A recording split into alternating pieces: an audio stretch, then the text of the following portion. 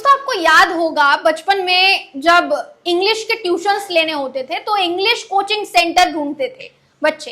English speaking class join कर ली, अगर हिंदी सीखना है तो हिंदी स्पीकिंग क्लास ज्वाइन कर ली।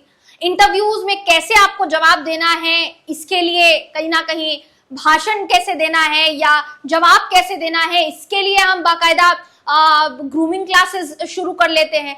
तो बहुत सी बातें कि आपका पर्सनैलिटी कैसे डेवलप हो, ये बचपन में सिखाया जाता है और ज्यादा से ज्यादा जब आप नौकरी करने जाते हैं तो सिखाया जाता है। मगर क्या किसी ने ये सोचा होगा कि राजनीति में भी इस बात की शुरुआत होगी और इस बात की शुरुआत खुद भारतीय जनता पार्टी को करनी पड़ेगी, जिसके तमाम नेताओं को जाना ही इसलिए जाता है कि उनकी भाषा शैली सामने वाले को मोह लेने वाली होती है। लेकिन आजकल जिस कदर भाषण देते नजर आ रहे हैं भारतीय जनता पार्टी के नेता, ऐसा लग रहा है बीजेपी को इतनी शर्मिंदगी महसूस हुई है दोस्तों कि बीजेपी ने अब तय कर लिया है कि इनकी क्लासेस लेनी पड़ेगी। अब भाषण कैसे देना है सिखाया जाएगा, किन शब्दों का इस्तेमाल करना है, किन शब्दों का इस्तेमाल नहीं करना है, ये भी सिखाया जाएगा। पूरा मामला क्या है जब आप सुनेंगे तो आप दंग रह जाएंगे दोस्तों, हैरान रह जाएंगे, क्योंकि थोड़ा चौंकाने वाला भी मामला है और थोड़ा हास्यास्पद भी मामला है। आखिर तक बने रहिएगा, बताऊंगी मामला क्या है। नमस्कार, मेरा नाम है जयंती झा और आप देख रहे हैं देश नीति। दोस्तों कुछ समय पहले कर्नल सोफिया कुरैशी, हमारे देश की वो महिला जवान जिन्होंने देश का नाम रोशन किया, देश का सीना गर्व से चौड़ा कर दिया, दुश्मनों को घुटने टेकने पर मजबूर कर दिया, उन कर्नल सोफिया कुरैशी को लेकर मंत्री, मध्य प्रदेश सरकार में मंत्री विजय शाह ने क्या कहा था ये आपको बताने की जरूरत नहीं है। हमने बीते दिनों आपको वो खबर दिखाई थी कि उनके शब्दों के बाद बवाल मच गया। उन्होंने माफी भी मांगी उसके लिए, लेकिन जब उन्होंने माफी मांग ली तो फिर पता चला कि उन्हीं की सरकार में कैबिनेट मंत्री तो है ही, उप मुख्यमंत्री जो है उनका नाम सामने आया और उनका बयान सामने आया जिसमें वो हमारी सेना को प्रधानमंत्री मोदी के चरणों में नतमस्तक बताते हुए नजर आते हैं। उनका भाषण भी बहुत ज्यादा वायरल होता है।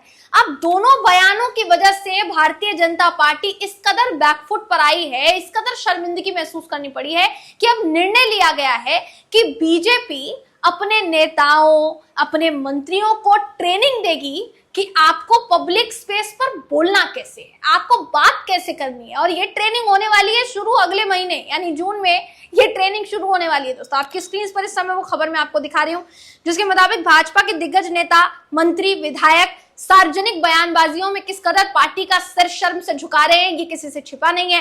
अब पार्टी ने इनका स्पीकिंग कोर्स शुरू करने का निर्णय लिया है। मध्य प्रदेश भाजपा में पार्टी के दिग्गज नेता, मंत्रियों के विवादास्पद बयानों के बाद ये निर्णय लिया गया है और जो छवि है जिस तरीके से धूमिल हुई है, तो भाजपा ने निर्णय लिया है। अब कहा यह जा रहा है देखिए कि बीजेपी जून से ये प्रशिक्षण शिविर मध्य प्रदेश में शुरू करने वाली है, क्योंकि मध्य प्रदेश के ही वो तमाम नेता ऐसे हैं जिन्होंने मुख्यमंत्री को भी बैकफुट पर आने पर मजबूर कर दिया और भाजपा को तो बैकफुट पर आने के लिए मजबूर कर ही दिया।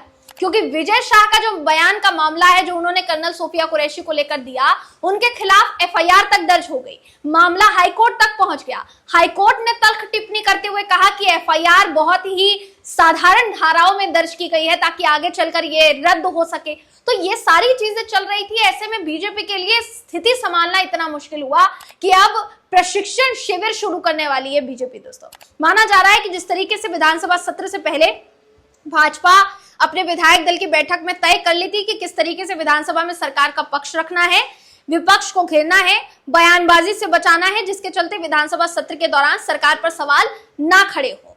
खबर यह भी आ रही है कि जैसे राष्ट्रीय स्वयंसेवक संघ कार्यकर्ताओं का प्रशिक्षण वर्ग आयोजित कर उन्हें हर मुद्दे पर बोलने से सार्वजनिक बयानबाजी से रोकने के गुण सिखाता है, उसी तर्ज पर भाजपा प्रशिक्षण शिविर का आयोजन करने की शुरुआत करने वाली है। इसमें क्या क्या होने वाला है जरा इसको समझिए। बताया जा रहा है भाजपा मीडिया प्रबंधन के प्रोफेशनल एक्सपर्ट्स के जरिए सार्वजनिक मंचों पर कैसे बयान देना है, कैसे बोलना है, यह आपको सिखाया जाएगा। सरकार पर विपक्ष के हमले का कैसे जवाब दिया जाए, यह भी सिखाया जाएगा। यानी अगर विपक्ष कल को बीजेपी को घेरता है या बीजेपी के नेताओं को, मंत्रियों को, विधायकों को घेरता है तो क्या जवाब देना है, क्या जवाब नहीं देना है, यह भी सिखाया जाएगा इसमें।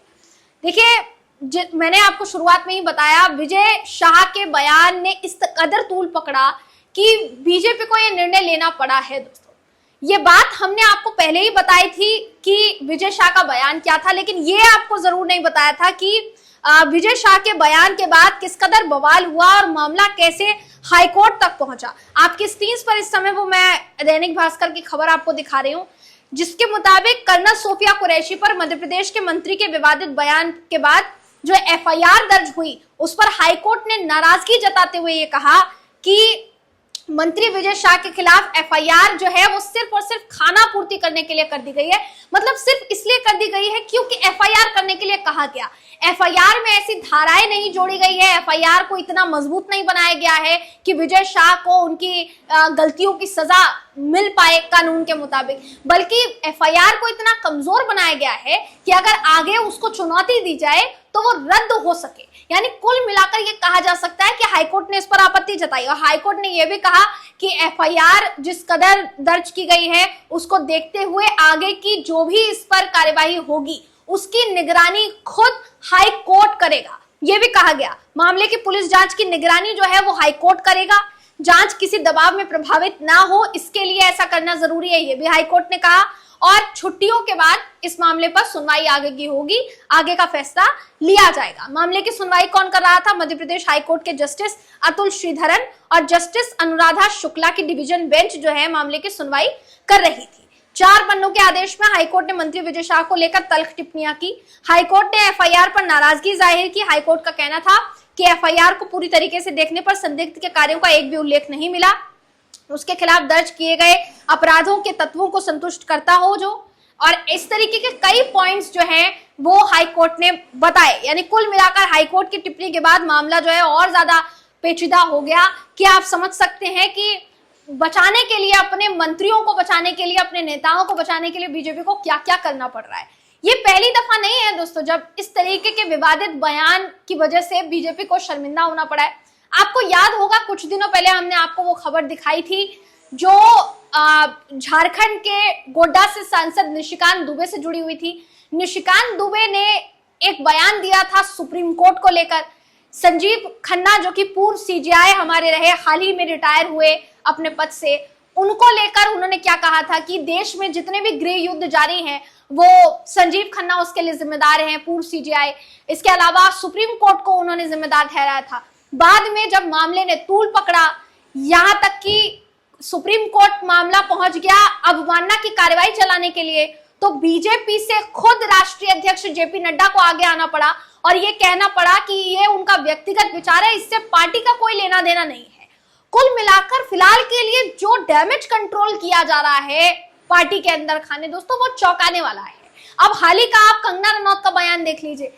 ट्रंप ने जो एप्पल के मैन्युफैक्चरिंग को लेकर बयान दिया, मैन्युफैक्चर भारत में नहीं होना चाहिए, अमेरिका में होना चाहिए, इसको लेकर जो बयान दिया, कंगना रनौत ने ट्रंप पर पलटवार करते हुए प्रधानमंत्री मोदी जी की तारीफ में कसीदे पढ़ते हुए एक ट्वीट कर डाला।